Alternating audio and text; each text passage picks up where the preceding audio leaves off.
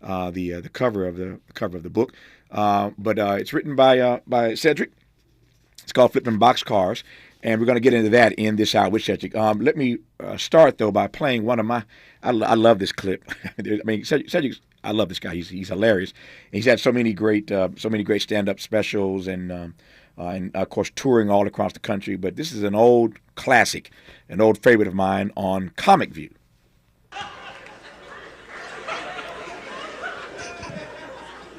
Tripping, man. And I was tripping off this the other day too, because black folks don't never be no part of a mass murder. That ain't our thing, to get killed with a lot of other people. And reason is because we learn how to run. We run, we talk a good game. But when everybody started running, bruh gonna run. Bruh ain't. If somebody got up in this room right now and took off running, about 9 people be like,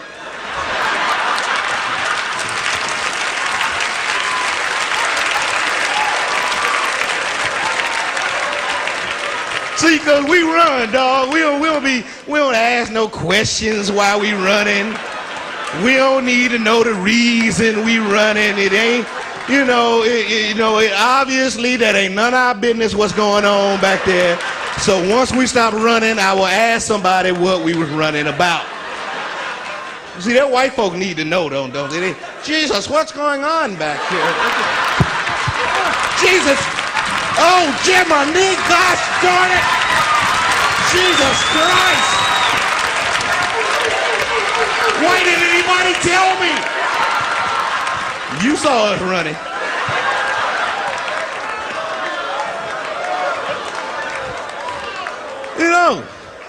That one thing about us, we would take off running. You don't have to make no announcement. Nobody get up, yell, hey, dog, we gonna run. Nope. You be in the middle of conversation, let somebody run, you'll break out. Maybe, yeah, so Keith,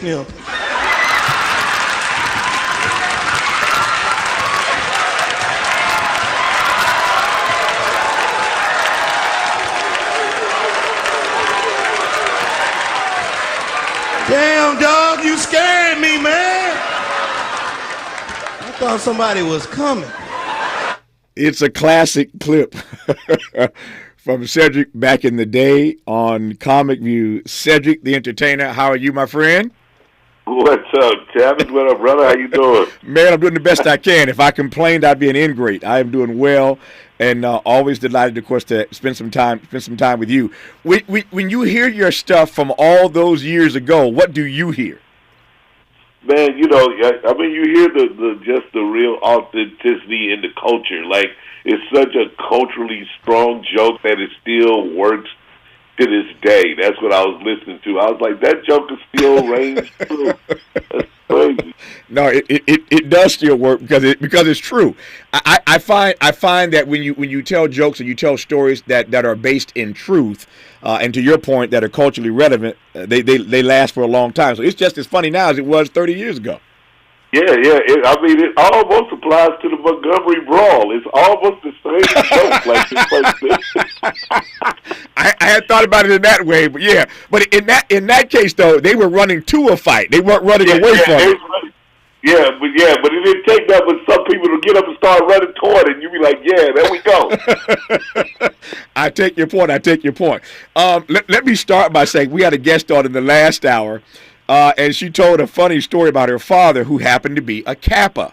I say that because I am a Kappa and Cedric is a Kappa, and we're going to have to redeem the Kappas in this hour. And what I mean by that, Cedric, is simply that we got to redeem the Kappas. So our guest in the last hour is the great-granddaughter of Booker T. Washington. She's wow. Booker T's great-granddaughter, and her mother and father had a rocky relationship, didn't quite get along. Her father became an alcoholic, and she said that my father, Tavis, graduated from Texas Southern Law School, but he didn't pass the bar. And he said he didn't pass it because he was facing discrimination and prejudice, and he started drinking. And she said my mother would say, no, it ain't about not passing the bar. You couldn't pass a bar. That's the problem, that you could not pass. that you could not pass a bar. And I said, ooh. And she said, my dad was a Kappa. I said, no. You ain't supposed to say that. You ain't got to say that because I'm a Kappa. You ain't got to put that out there. So anyway, you and I, we have to redeem the Kappas in this hour with a great conversation about your career. And I'm excited to have Cedric the Entertainer on this program. When we come forward, we'll jump right into a conversation, a career conversation. In fact, this brother's done so much. And, it's a beautiful thing. Cedric and I have known each other for 25, 30 years now. And it's a beautiful thing when you see somebody who you love and you respect and has the requisite talent and gift to do what they need to do. It's a beautiful thing to actually see them succeed. And for a long time, I was praying for Cedric because, some of these other comedians were getting shows and this, that, and the other. And Cedric, he was working. Don't get me wrong now. The brother ain't never stopped working. But I kept rooting for him and pushing for him to finally come into his own. And when I tell you this Negro has come into his own, with TV shows, multiple TV shows, and producing other shows, and now writing books and Kings of Comedy, he has come into his own, and I'm happy about it. Not just because he's a Cap, but because he's my friend and my brother, and I'm delighted to have him on this program for the hour for a career conversation and to get into this novel, Flipping Boxcars. We'll do all that when we come forward with Cedric the Entertainer on Tavis Smiley.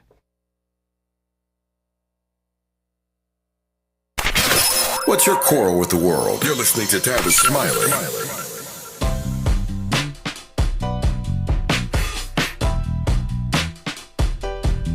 Escalade IQ. This the intro to the all-electric Cadillac perfected like Zoom. And on a full charge, you get 450 miles without the stop haiku. This is what I do. Daddy fat intellect since 92. Linked all the way back, panoramic roof. Come with 24-inch rim standard. Ooh, why? Shawty don't kill him. Cadillac diamond in the back, cold chillin'. And when I'm on attack, on the track is no ceiling. Sky's the limit. You hear me? Straight drop, no parachutes. Lay lines like a longitude and latitude. Deal it, beloved, clearly we're hustling. Bussin', truckin'. Cadillac.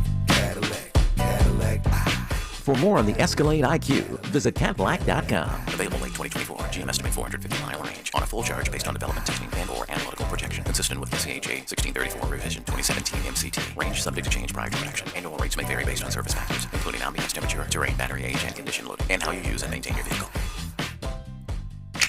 For all of us, this generation and the next, there is simply no place in our lives for litter.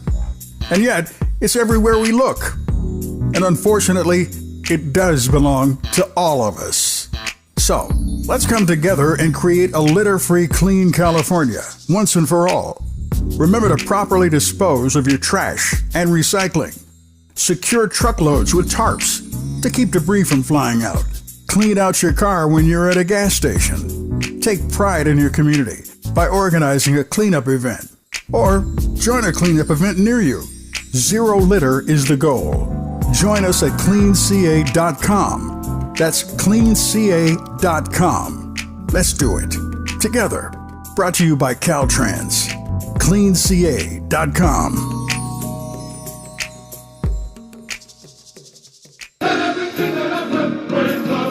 Extended Family Outreach Ministry presents Praise Fest 2023, Worthy to be Praised Conference and Concert, September 23rd, 10 a.m. to 6 p.m. at the Redondo Beach Performing Arts Center. Morning worship, keynote address, and conference featuring women in creative arts ministry and leadership sharing our stories, His glory, giving all praise, honor, thanksgiving, and glory to God. Don't miss the afternoon Stand Up and Sing Praises concert with the Katinas, gospel singer Babby Mason, Three Daughters, and Kevin Click. That's Praise Fest 2023, Worthy to be Praised Conference and Concert, September 23rd, Redondo Beach Performing Arts Center. For more information and tickets, go to PraiseFest 2023 at Eventbrite.com. Plus, for the next 48 hours, use promo code KBLA48 to get your tickets free. You do not want to miss this day of praise. That's PraiseFest 2023 at Eventbrite.com. Let's get back to more of Tavis Smiley right now. Our guest in this hour is Cedric the Entertainer. We're out with a novel called Flipping Boxcars, which we'll get to in this hour. Glad I've got him for the hour.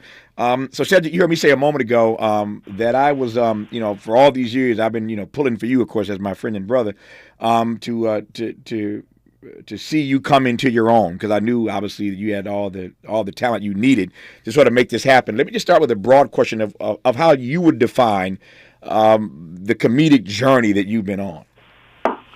I guess, for me, it's felt like a pretty upward trajectory. I've always kind of felt like I went, from the very beginning, especially coming from St. Louis, you don't have a lot of expectations of really where you're going. You have, a desire, as a stand-up, but not necessarily seeing where it goes. And so most of my career went up each year, and then you get to, you get those areas in the mid to, I would say, kind of in the early 2000s. It starts to slow down a little bit, but then it took right off Kings of Comedy, and then right after that, we go into another lull.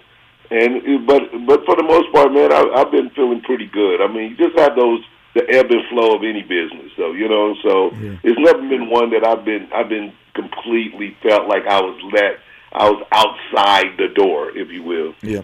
What was it like for you growing up in St. Louis? St. Louis was a single parent household. My mom was a school teacher. I had my younger sister. We lived like I would say fairly middle class, man. We had a nice house in the suburbs. I had a good group of friends. Lived in a predominantly black neighborhood, but that had that middle class kind of mobility to it. And went to school where, again, a large group of friends. Everybody, most of them went to college either playing football or for other reasons, and so I felt like that was it felt, to go back, it feels pretty idyllic as an energy, as a neighborhood, like you would think of. This is America, if you will, other than not having like the dad at the house. Yeah. And to your point, other than not having the dad at the house, you said that so simply and so smoothly. But for a lot of people, that informs. I mean, not for a lot of people, everybody. Not having a dad in the house informs your life in some ways, and that answer is different for everybody. But how did not having a dad, you think, inform? How has it informed your journey? I think for the most part, is one that you have to get up and go to work. You got to get up and get it done. I felt like the man of the house at a pretty young age.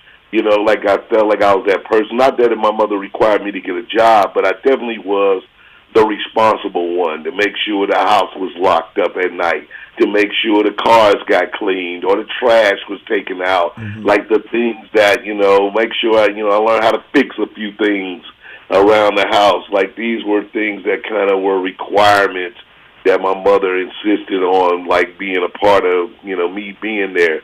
But I also felt like it kind of had that driven determination to be, a provider, like a person that felt like that was my job, for my kids and my family.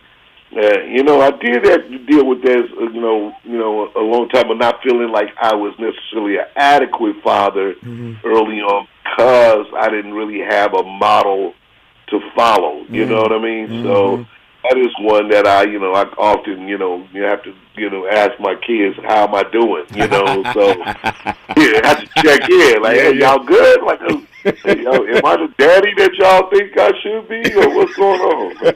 I want to come back to that in just a second about your fatherhood journey. Were you ever? Just one other question, right quick about this. Were you ever angry? I mean, I've never known you to be. I've never seen you to be angry. But were you ever angry about your father not being there? Like, how did you process that he wasn't there? Oh, for sure. I mean, definitely as a young man, I was quite angry. I think that and that led to all of the thing that young men do. The idea of thinking you're a street dude for a while, getting off with the wrong crowd, doing it all wrong, man, because you're trying to figure out, again, these definitions that really come from manhood from your peer group, right? Which is what we have a lot in our society now, is that young men are led by other young men who define manhood by nonsense. They don't have no real, guidance there. And so it is all machoism, it is all bravado, and it's all, kind of, at the targeting of other young black people, and we hurt ourselves because we don't know no better. And I definitely was on that path until, it just didn't make sense for me. I had I had a few of those kind of church mentors and a couple of people that were bold enough to step in and help you make a choice. But I don't think we engage with our youth enough anymore. So, especially beyond our households. And so I think that's really important that eventually I was able to kind of get rid of that anger. Now, me and my dad, I got cool with him once I started having real relationships. I tell people this story because you kind of blame, the fathers for the relationships a lot of times, and when they're not with their moms or with your moms. But once I start dating and having real relationships and find out how hard they are and what their communication is like, and I was like 22, I realized my dad was young when he had me, and this was what was going on. Like, he wasn't ready for this, and I was ready to kind of like, all right, let's go and have a conversation, and we end up developing a greater friendship bound kind of communication that allowed us to be in each other's lives for many even to this day. Like we're but when I was in my teens, man, I was cruel to him almost. You know what I mean? Because I thought you were so right. Yeah. How did not having? Let me just back up. I have known you so long that I knew you before you and Lorna got married, as you know, knew you before you had kids. And so we've been at this for a long time. And speaking of Lorna, I was just trying to do the math yesterday, thinking about this conversation today. And you and Lorna have been married almost 25 years now? Yeah, it's 24 September 3rd. So that's 24. Yeah, I got to talk about that too, because that don't happen in Hollywood, man. It just doesn't happen. Yeah, don't hurt. Yeah, that people stay together that long. We're gonna get to that too, and give Lorna some love for putting up with you for almost 25 years. We'll talk about that. But how when you and Lorna got together and started your own family, how did you not having a father all those years inform your notions of fatherhood? How are you wrestling with the kind of father you wanted to be? I think the key thing is that you knew that you wanted to be there. Like I did know that the thing that I felt most about it, especially between Lorna and I had a son first. I did have an older daughter. I got an older daughter, Tiara, that's from just a previous relationship. Sure. But from Lorna and I had a son first, and that was one of the things that made the most sense to me. Was like knowing that I got this boy, and that he's gonna want to live. He's gonna need like some manhood shit to guide him. So, and so I think that was the biggest thing. And then just trying to, stay involved, stay focused. Now, again, career was popping off. Career was starting to really blow. So you start to spend a lot of time away from the house. And, that kind of informed a lot of my choices, like, as far as, the type of business I want to be in. Because I was doing movies that were sending me out of the country for long periods of time. And when the kids were little, they could come. When they started to get their own schedules, they couldn't come, and that was allowing me to have way too many gaps in their life where I was around and present, and that's when I elected to do television. Yeah. And looking back on that decision, what do you make of it? Was it the right decision? Oh man, it was such a proper decision. I think that. One that your ego can get in the way because being a movie star, especially back then, was clearly the bigger thing. And I'd done the Johnson Family Vacations and the Barbershop series going, and I was like, well, but then all of these movies shot other places. None of them shot in L.A. And so, and you start to think about, okay, but now that I'm here and I see my kids grow, as a young adults. And we have this really unique bond, this small language with each other, these inside jokes that would just belong to us, our kids. Not even, and you go like, man, that's priceless. Like I could not even, I couldn't imagine not being like this close to my kids where they can call me and say these kind of things, and we can, I can be there to guide them and know it's not just all on the mom. They got their own language, but as their dad, they know who their dad is for them. Yep. So you and Lauren and I were hanging out at the Maxwell concert a week or so ago here in L.A., and we got a chance to catch up. I hadn't seen Lauren in a while, and she's just as gorgeous as ever for starters. But I hadn't seen her in a minute, and I started thinking then. I said, man, I was around when Cedric and Lauren got married, and that's when I started doing the math. So to your point, it's been 24 years already. You push it up on 25 years of marriage to Lorna, and I guess the question is, what's the secret? What's the trick? Man, anybody knows, man. That's it. It's a trick, dog.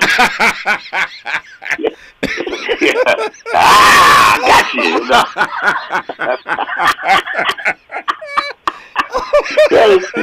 That was she gonna look up and be like, you fucker. No, I'll be like, no, but yeah. The thing is, it really is about, keeping the other person as the object of your affection, man. You got to kind of really work hard and stay true to knowing that your job is to make sure that your mate is the object of your affection. You work hard at that. You again, you have the ebbs and flows of what life is and what it offers, but ultimately your love and commitment to them is got to be reciprocated by what they feel for you.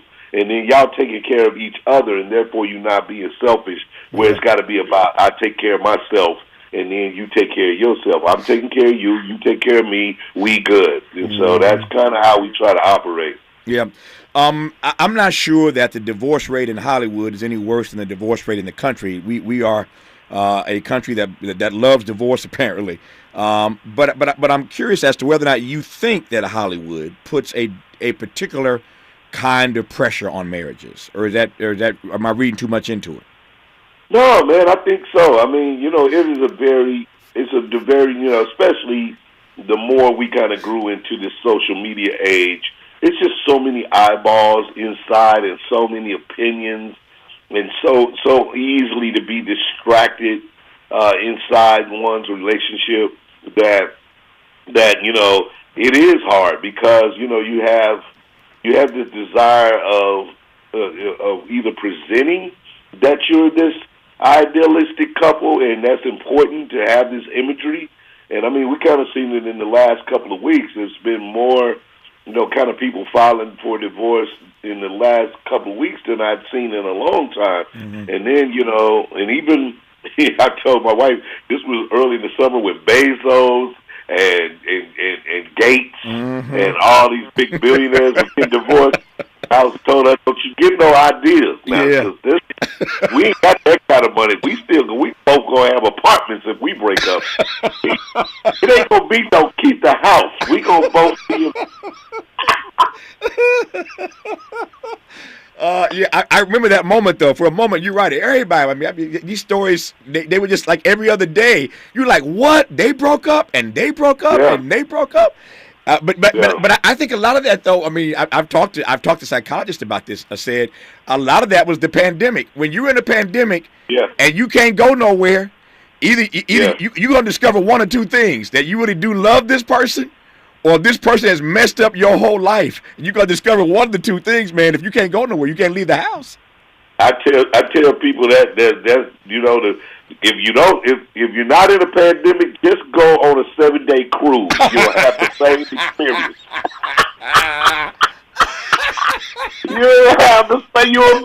You'll know immediately. It's the same experience. I never thought about it that way, but yeah, those are some tight quarters, man. 7-day cruise, you can't go nowhere. It's man, you eat lunch, dinner every second with this person. You like, all right, you know what? This ain't gonna work. Yeah, I guess if you really want to test your relationship, you can try the Cedric the Entertainer model. Just take a 7-day cruise. If you really want to wait. You got to wait for the 30-year pandemic. Don't worry about it, folks. Yeah, that's funny. Yeah, you want to test your relationship? Take a 7-day cruise, says Cedric the Entertainer, and you'll discover whether or not it's built for the long haul. Yeah, whether it's built for the long haul. I'm glad I've got him for the full hour. We got another half hour to go, and in that half hour, I tell you what I want to talk about. We're going to talk about his new book. It's called Flipping Boxcars. I'm going to tell you what it's about. And let Cedric explain why he wrote it and why now in his career. This is the first novel to be written by any of the Kings of Comedy. Speaking of Kings of Comedy, we haven't talked about that. I want to get his reflections on that. I know this, and I know Cedric feels the same way. I still miss Bernie Mac. Man, I miss Bernie Mac in ways I can't even describe. But we'll talk about these years past the Kings of Comedy and what he thinks looking back at that moment and how all four of these guys just became sort of iconic in that moment. We'll talk about the Kings of Comedy. We'll talk about, of course, his TV work, his TV show, hit TV show, and we'll talk about barbecue and his new business. Cedric is a busy brother, a whole lot going on, and so I'm delighted that he found time in his busy schedule to give us a full hour for this career conversation. You're listening to Cedric the Entertainer on Tavis Smiley. Interrogating and unpacking. That's what we do around here. You're listening to Tavis Smiley. If you're like me, 60 and retired, making ends meet, especially here at the supermarket and drugstore, is tough. I'm so blessed to have found benefitscheckup.org. It's a free and confidential website from the National Council on Aging that connected me to $1,200 a year in programs that help pay for food, medicine, utilities, and more. Maybe it can help you. benefitscheckup.org. My daughter was diagnosed with a rare malignant rhabdoid tumor on the spine. They sent her straight to St. Jude. My hope was gone. But when you get there, everyone's like, hey, we're not going to give up. And when you see other people not giving up on your child, that makes all the difference in the world. When I found out I didn't have to pay, I was just grateful. They saved my baby's life. Finding cures, saving children. Learn more at stjude.org. I'm Esther Dillard, and here's the latest from the Black Information Network. A report on the San Diego County taxpayer-funded immigration program is raising some concerns. The Immigration Rights Legal Defense Program provides legal assistance for immigrants at a cost of $5 million since May 2021. The Board of Supervisors was split on the report, with some saying that the county should be using taxpayer money to tackle the fentanyl and homelessness problem. Meantime, in New York City, Black Mayor Eric Adams continues to call on the federal government to do much more to help the city with the migrant crisis. The mayor spoke out again about the drastic budget cuts needed in order to make way for billions of dollars in spending on the migrant issue. And consumer sentiment is down slightly this month. The University of Michigan's early reading for September notes uncertainty over inflation and the economy. And that's the latest. I'm Esther Dillard from the Black Information Network and BINnews.com. A SIG alert has been issued in Fountain Valley as a stalled garbage truck remains in the right lane of the 405 north before Magnolia Street, while a 25-minute backup runs heavy from Highway 73. In Anaheim Hills on the 91 west before the 55 Costa Mesa Freeway interchange, watch for an accident on the right shoulder with heavy traffic from Ware Canyon Road, Yorba Linda Boulevard interchange. Also expect heavy traffic as you head through Angels Stadium, as the Angels are versing the Tigers tonight at 6:38, adding to some heavy delays in this area. We've got a lot to talk about. I'm Reverend Gerald, the life coach. Is someone you love struggling with addiction and mental illness? Is improving your family's health important? Want to leave a legacy that your family can grow? Are you ready to enhance your perception of life experiences? Then wake up weekends at 7 a.m. with Urban Family Focus and get the wisdom, opportunity, resources, and motivation to live your best life. Join the conversation on Urban Family Focus Saturday and Sunday at 7 a.m. Unapologetically progressive. KBLA Talk 1580. We've got your black.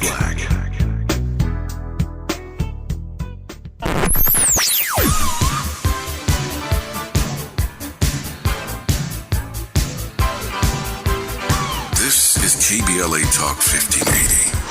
Talk radio. That's music to your ears. We're unapologetically progressive. KBLA Talk 1580. What will you find at Macy's Backstage? Here's a hint. Fall finds for $25 and under. like sharp blazers, cozy sweaters, cargo pants, jackets, and more. Find the latest trends and new arrivals at a Macy's Backstage store near you. In Big Tobacco's Fantasyland, children are the future.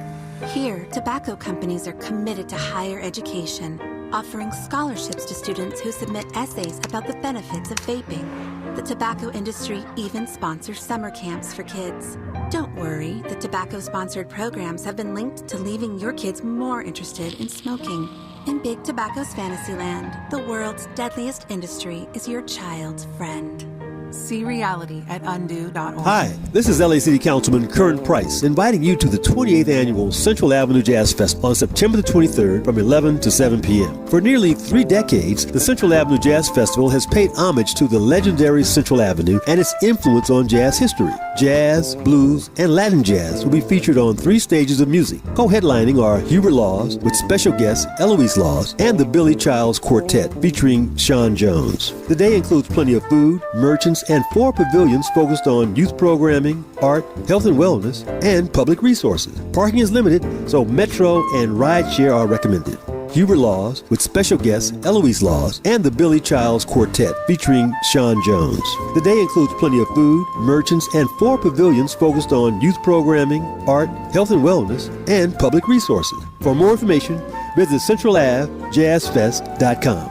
CentralAveJazzFest.com. See you on the 23rd.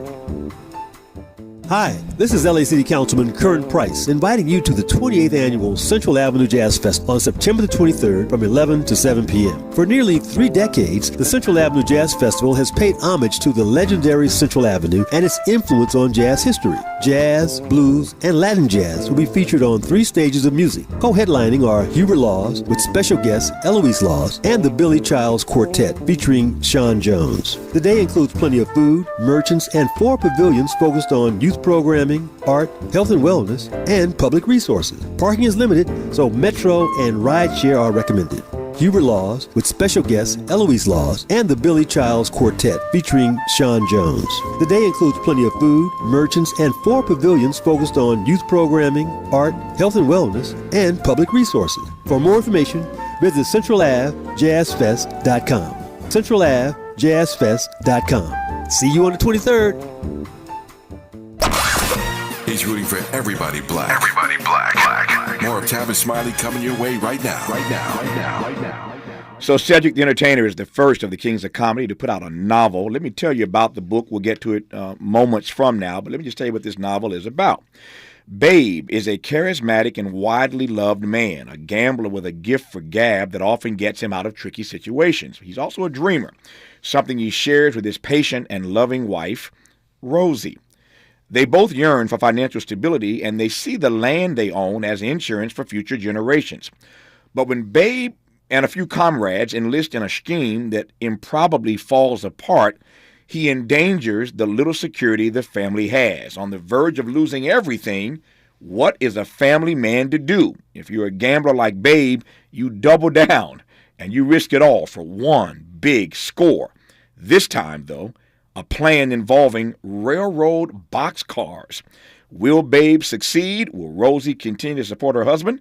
Are the feds on to Babe's make-or-break scheme? The book, called Flipping Boxcars, is Cedric the Entertainer at his most engaging. It's a charming, fast-paced novel that pays homage to his beloved grandfather and a generation past. We'll talk about that book as we move through the rest of this hour, but that's what the book is about. It's the first novel from one of the Kings of Comedy. It's called Flipping Boxcars. It's written by our guest in this hour, Cedric Kyles, better known as Cedric the Entertainer, who I'm delighted to have on this program. Speaking of the Kings of Comedy, Cedric, I was, again, looking in preparation for this conversation. The film came out in 2000, 23 years ago. Every time I see it, I laugh like I ain't never heard the jokes because it's still that hilarious all these years later. But when you look back 23 years ago to the filming of that comedic classic, The Kings of Comedy, you think what? Man, I mean, it just, at the time, it felt like such a, iconic rock star moment. Like, we were all like, feeling really good as individual comedians. The tour was killing. We were out doing arenas, like just really shocked by the love and for any of us that started in comedy clubs, traveling across the country, driving and do shows, to be at the point where you're doing arenas with 15, 20,000 people packed in, selling it out twice. It was surreal, man. And so it just was a time where, and then you're out on tour with your boys, you're laughing, you're having a good time afterwards. All of it just was like, one of those, kind of really perfect synergistic moments where we just kind of, when I think about it, it's just fondly. You just like, oh man, what a blast. Yeah, I mentioned Bernie, who I miss. I know you miss him as well. Bernie's been gone, believe it or not, 15 years. These as I get older, man, these dates keep slipping, and it's hard to believe that Bernie's been gone 15 years. When you think about Bernie's enduring legacy, you think what, Cedric? That's what I mean. It's really one of those things to where I love the fact that his spirit really resides in our community, and as one of the great comedians. I mean, his career, it has a window. Like, people who in Chicago knew Bernie for many, many years, but for the most of us, it was from Kings of Comedy through the Bernie Mac TV show, and then he started doing those movies where people really kind of locked in. So that's really a short period of time where he was able to solidify himself as one of the greats. And so that's what I really love, is that, that people still, even to this day, sometimes they even confuse me for him. They I'll be people will see me walking down and they go, Bernie Mac, and I'll be like, whoa, okay, Not exactly. One, I wish I was that tall. Yeah. I'm not that tall. No, that's not me, bro. No, I missed that dude. And you're right. In Chicago, they were loving Bernie years before the rest of us got to know who Bernie was. I miss him dearly. Let me just ask one or two quick questions about this. I want to get to this book here and all your other business enterprises, the barbecue and other stuff that you're doing. Obviously, this is we were talking about this in the first hour of today's program. This program is 3 hours long every day. In our first hour, we were talking about the summer of strikes. Everybody's on strike. Obviously your business is on strike. You have a hit TV show that's it's on hold right now, as everything else in this town is, because of the strike. Given that you are a strong member of SAG, your thoughts quickly on the strike that your industry is going through right now. Yeah, man, it's really tough because I'm a member of both guilds. I'm a writer too, so I'm in the WGA, which started the strike, right? And then the actors kind of supported them. So. The main thing is that we just live in a town like where you kind of said it right now. Labor in general is fighting back against big business, big corporations who've taken in our world seems to just take the position that the money is the most important thing and not the people and not what it takes to get the business done. And that's really what's, kind of the basis of what the strike is about. It's like those who create, those who are part of it, we have to participate in the business as we are a partner, not as I'm a hired gun and then you go ahead and finish the task and all the money is shared with the people up top. And so that's what's really, I think, is the thing. Of course, AI is this is technology is something that will never be put back in the bag. We just have to figure out our way through it. We have to understand that people should own their images and their likeness and their essence, and you cannot just come in and I shoot one day and you own that for the rest of in perpetuity. It's just unfair and it's rude and it's not right. And these are the kind of things that you got to stand up for. And it's kind of like that in labor all around, man. And so. You see the auto industry, you saw the airlines, you see the hotel people. Like, everybody's like, look, man, it's just like we're here to do a job, and we do our job, and, just don't treat us like we just everybody at the bottom of the totem pole because we don't wear suits and ties all the time. No, it's a powerful statement. I thank you for sharing that.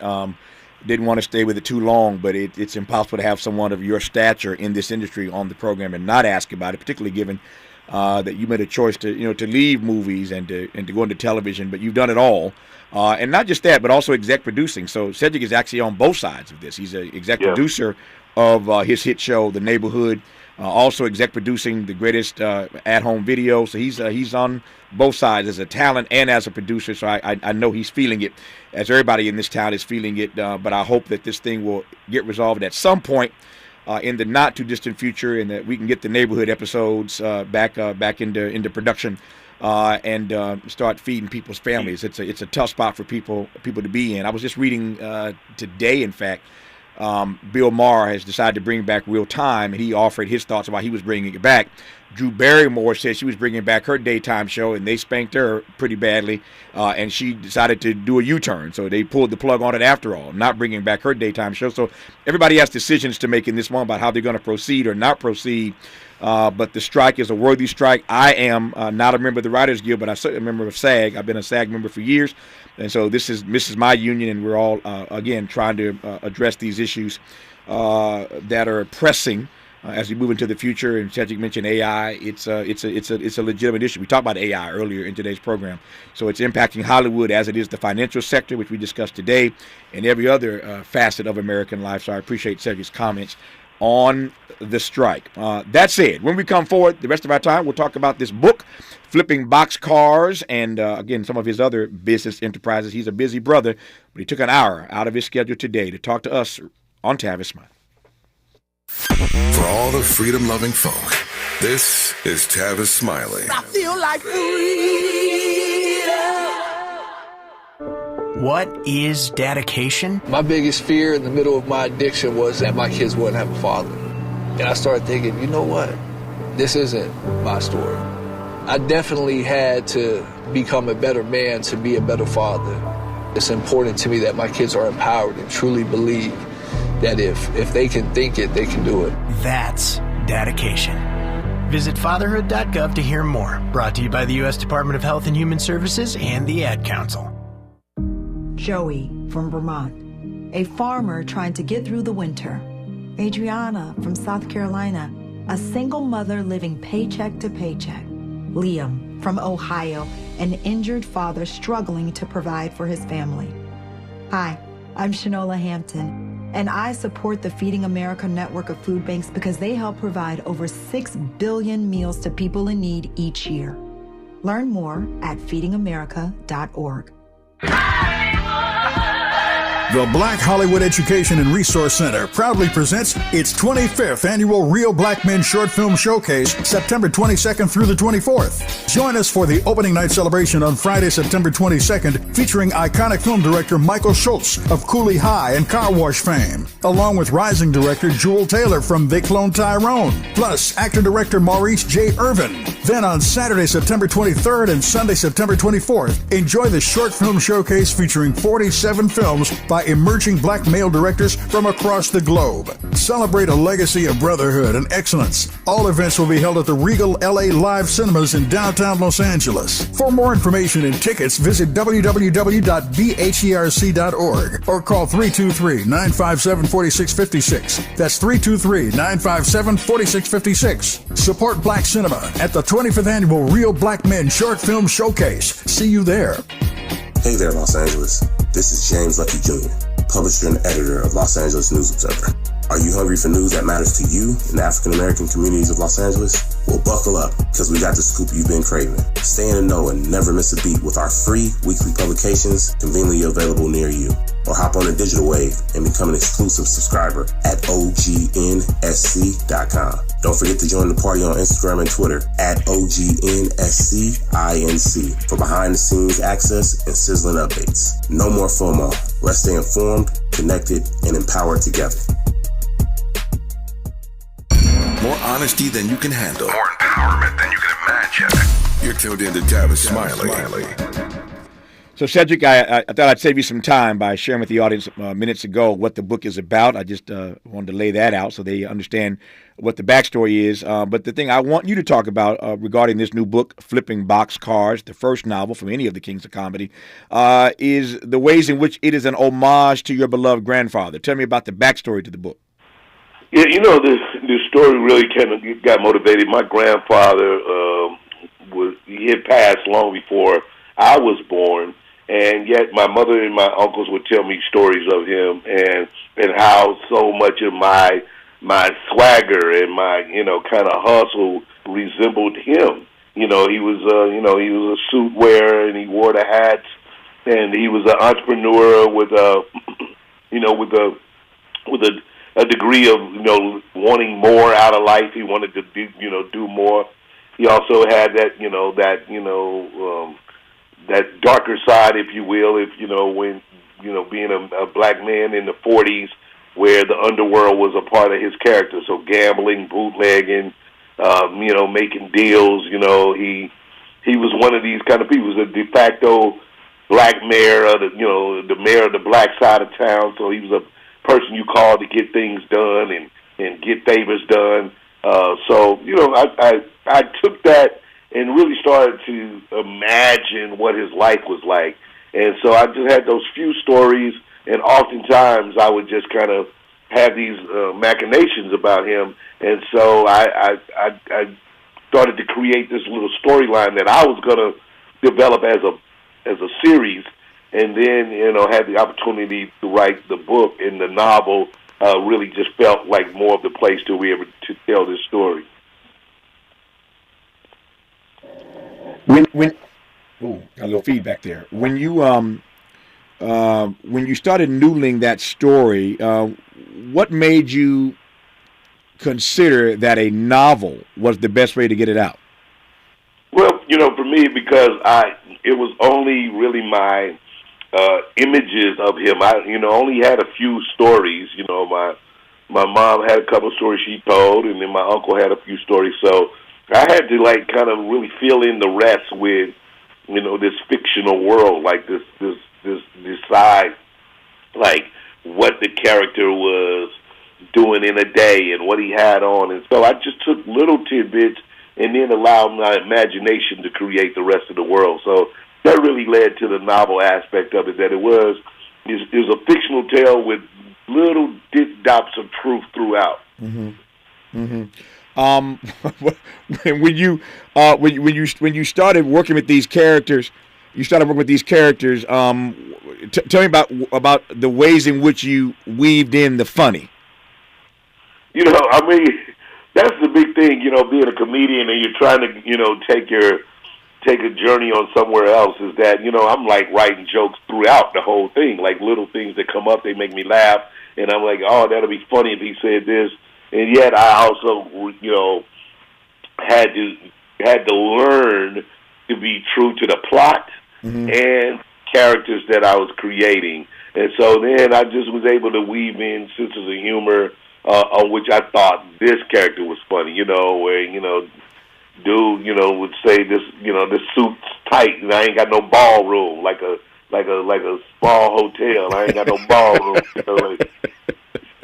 These are the kind of jokes that come out of your mind, Yeah, well, when I got it, I knew that whatever the novel was about, you'd find a way to weave the funny into it, and indeed you did, and did it quite well. The book is called Flipping Boxcars.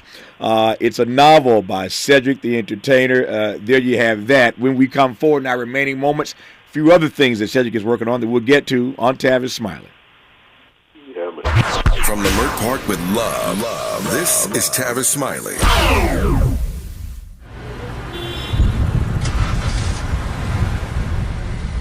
What's up, party people? It's your favorite MC's favorite rapper, MC Light here. And we're celebrating 50 years of hip-hop, authentically powered by Cadillac. And we're going to take it way back to where it started. It was only fitting that hip-hop began with teenagers at a back-to-school jam in the rec room of a South Bronx apartment complex by an 18-year-old brother.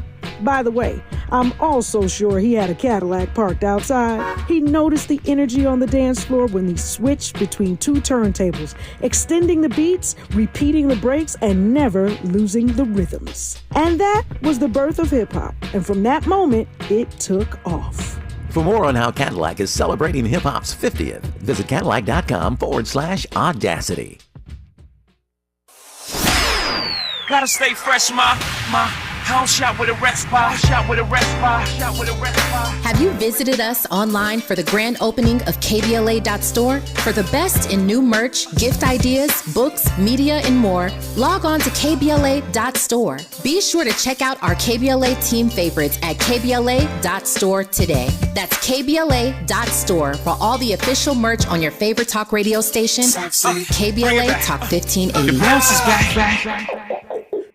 Sometimes we lose, sometimes we win. Sometimes we try to fit it all in. Sometimes we don't know what's in store. Sometimes we find what we're looking for. Sometimes we're rolling easy and free. Sometimes 1 and 1 makes 3. So much to love along this ride. That's why Nationwide is on your side. Nationwide Mutual Insurance Company and Affiliates, Columbus, Ohio. Helping to make you the most knowledgeable person in your circle of friends. This is Tavis Smiley. All right, Cedric, we talked about, we've had just a great career conversation, and again, can't do justice to your amazing career in an hour, but we've tapped into some of that. We've talked about Flipping Boxcars, the new novel, available wherever books are sold right now. Again, it's called Flipping Boxcars by Cedric the Entertainer, the first novel from any of the kings of comedy, but Cedric is doing so many other things, including barbecue. Talk to me about the barbecue empire, Ced. Man, you know, this is something that stemmed a couple years back. Anthony Anderson and I have been great friends many, many years, man. And we got a little golf group. We often go and you know, and go around to all the kind of top golf courses, and we'll rent houses and chill. And Anthony and I are usually the ones that do the cooking. We'll kind of, you know, mix up and throw a meal together or whatever. And so, you know, so many people were using their celebrity brands to, you know, sell tequilas and vodkas, and we just trying to think of something that was unique and different. And grilling became this thing that we knew was universal. It was worldwide.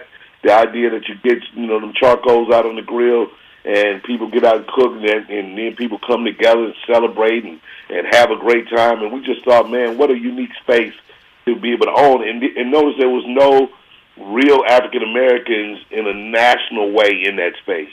And so that's what we elected to do. And so we set out and started AC Barbecue, Anthony and Ced Barbecue, and that's what we do, man. So we got the rubs in Walmart right now. We got our sauces coming soon. We got tools that we're doing, spatulas, tongs, gloves, mitts, oven mitts, aprons, all that stuff is coming, as well as in talks to do a couple of restaurants, including the virtual kitchens where you can order our food on, you know, Postmates and Uber Eats and all that stuff. Yeah, I love it, man. AC Barbecue, I love it. Well, as your career continues to, you know, to grow, and you're doing, you know, so many different things, I said earlier, and this is an idea that you and Anthony came up with.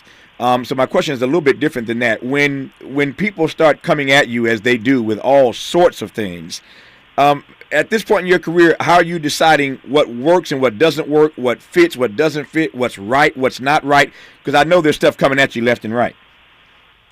Yeah, man. I mean, the thing is that, you know, of course, I've been at this a long time and had a lot of offers, and people try to, you know, do businesses, and I made those things where you invested. I got probably 3 record labels, and you know, I opened up some chicken spots before. I think I had a grocery store one time. You know, like, it's like, you know, but it really is now about, like, for me, is really qualifying people by the business plan that they're bringing to the table, the strategy in which we plan on really executing this business plan, and knowing that it's enough money in the company already. Mm-hmm. Like, so it's not about my money. It's about, you know, how we funding this, why are we funding it this way, and knowing that money is essential to building any business. Like, you got to have the grit, you got to have the hustle. But, you know, most of our business fail because we're underfunded to be able to survive those hard times. You know, those little small gaps can kill many businesses. So that's what, those are the things I look for now. Yeah, for small black businesses in particular, undercapitalization is death. It's the kiss of death. You undercapitalize, you're not going to make it. So I take your point about that. Let me close by going back to the book, Flipping Boxcars by Cedric the Entertainer, a novel. So has the bug written you? Is this this is the first novel? Will it be the last, or have you been bitten? Man, I've been bitten. I love this character, Babe. I've been, it's one of these things that, I really was inspired by the Walter Mosley books. He's one of my favorite writers. I love that ideology. And so when I started to write this book, that was the spirit in which I started to write it. And as I got through it, and of course, once I read the audiobook myself, I'm the person reading the audiobook. I felt like, man, I end this book with at least 3 cliffhangers. So I was definitely trying to pull I'm pulling the publisher into like, yo, y'all got to give me one more, at least one more. I don't. I love this idea. Yeah, I don't think this is the last we're going to hear of Babe. This ain't the last we are going to hear of Babe. The book, again, is called Flipping Boxcars, a novel written by Cedric the Entertainer, highly entertaining. Highly recommended, available wherever books are sold. Cedric, I want to close on a personal note by saying thank you to you. We've been at this for a long time, you in your lane, me in my lane, but I've never once asked you or called on you to do anything that you did not do. And I know there are all kind of folk who are trying to get on the list to get you to sit for conversations about your book, but I'm deeply appreciative and grateful that you took an hour out to talk to us on Tavis Smiley. So thank you, my friend. I love you. I appreciate you. Always, brother. You one of the most solid. I was just listening to the breaks on the air. The fact that you've been holding it down for our community and our culture for so long, man, it's very important. You're just one of those steady voices that give people and keep people informed with real information. And we just, you don't get enough accolades, man. So, I just want to say kudos and keep working hard, brother. That's what you do. Love you much. I appreciate you. Flipping Boxcars, a novel by Cedric the Entertainer. That's our program for today. Back here tomorrow, Lord willing, to do it all over again. Until then, thanks for tuning in to Tavis Smiley. And as always, keep the faith. KBLA 1580 Santa Monica. I'm Amber Payton. Here's the latest on the Black Information Network. House Minority Leader Hakeem Jeffries says House Republicans are in a battle that is hurting hardworking American taxpayers.